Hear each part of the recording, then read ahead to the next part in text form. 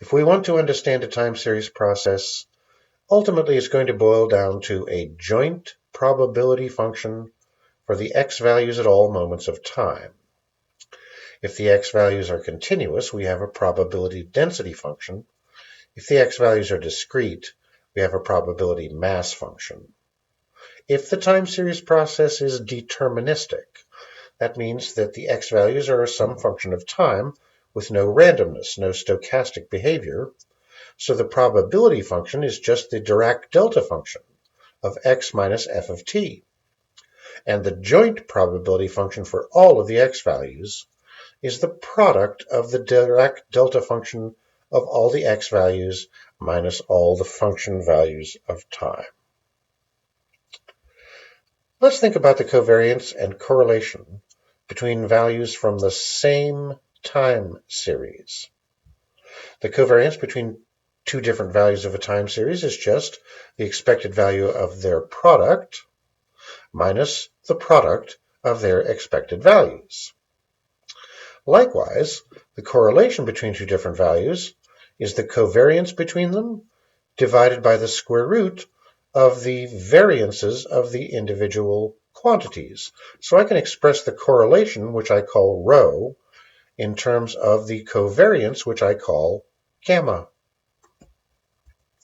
And because these are covariance and correlation between different values of the same time series, we call them autocovariance and autocorrelation. Quite fundamental is something called the autocovariance function, often written as ACVF. We're going to focus on evenly sampled time series, so that the time spacing between observations is the same everywhere. In that case, we can think of the index we attach to a value, like the j in x sub j, as a perfectly good time index. We could even think of it as a time value. When the time series is stationary, that means that the expected value is constant over time. So the expected value of x sub j is some constant, we'll call it mu, and it's the same at all times. Autocovariance obeys the autocovariance of values j and k is the expected value of their product minus the product of their expected values, and the product of their expected values is just mu squared. It's the same for all values. When the time series is stationary, that means that the expected value of the product isn't changed if we offset the times by a constant index value, since we're working with even time sampling. Now that's the same as the autocovariance between values j plus s and k plus s. And it doesn't matter what index offset s we're using. If we take the two values and offset them by the same amount, then we have not changed the autocovariance. Let's let h be the difference between the two index values. It's the lag between the two values, the time lag. This means that the autocovariance of a value j and a value j plus some lag will equal the autocovariance between j plus some time and j plus some time plus the same index lag. Well, this tells us that the autocovariance really depends only on the lag, because it's the same at a given lag no matter where in the time series we're looking.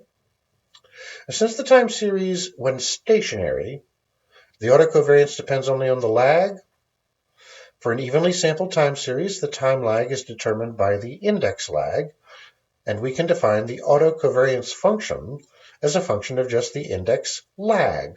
I'll call it gamma of h, which is the autocovariance between any particular value xj and the value xj plus h offset by some particular lag h. By the way, if the time series is not evenly sampled, so the times between values are not all the same, we can still define an autocovariance function which depends only on the lag, but now we have to use the explicit time lag between values. Multiplication is commutative. Xj times x sub j plus h is equal to x sub j plus h times x sub j. So the autocovariance at lag h which is given by this, is equal to this, which happens to be the autocovariance at lag negative h. So those are equal. This means that for a stationary time series, the autocovariance function is an even function. That is to say, for negative lag, it's equal to its value for the same size positive lag. The autocovariance function at lag 0 is just the variance of the data series. It's the expected value of x squared minus the expected value of x squared, which is the definition of the variance. The autocorrelation function for a stationary time series, well, just like the autocovariance function, it depends only on the lag between the times of the two time series values. For an evenly sampled time series, we define the autocorrelation function as a function of lag, as the correlation between any x value and the x value h time steps later. For an unevenly sampled time series, we again can define the autocorrelation function in terms of the lag, but we have to have an explicit time lag, which doesn't just depend on the index, because the time sampling is not even. Note that from the definition of correlation, if a time series is stationary, we have an even simpler relation. We just take the autocovariance at lag h divided by the autocovariance at lag 0, and we get the autocorrelation at lag h. From this, it's easy to see that for a stationary time series, the autocorrelation function, like the autocovariance function, is an even function. That's to say, its value at a negative lag is equal to its value at a positive lag.